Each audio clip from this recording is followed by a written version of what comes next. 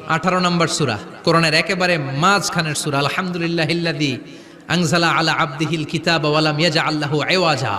এই আয়াত দিয়ে শুরু হয়েছে, শেষ করা হয়েছে ফামান কানা ইয়ারজু লিকা রাব্বিহি ফালইয়ামাল আমালান সালিহা ওয়া লা ইউশরিক বিইবাদাতি রাব্বিহি। আর মাঝখানে আছে ওয়ালিয়াতালাত্তাফ। হাফেজ সাহেবরা উত্তর দাও, মাঝখানে আছে কি? কথা কন। ওয়ালিয়াতালাত্তাফ একটা শব্দ আছে সূরা কাহাফের মাঝখানে।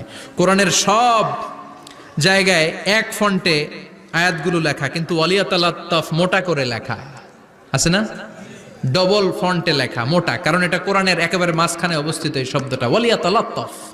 এর আগে যত শব্দ এর পরে তত শব্দ, এর আগে যত কোরআনের অক্ষর এর পরে তত অক্ষর। সুবহানাল্লাহ বাড়িতে গিয়া বিশ্বনবী বললেন সূরাতুল কাহাফ যে তেলাওয়াত করবে ইয়াকুনু লাহু নূর। এই সূরাতুল কাহাফ কিয়ামতের দিন তার সামনে বিশাল একটা আলো হয়ে আসবে।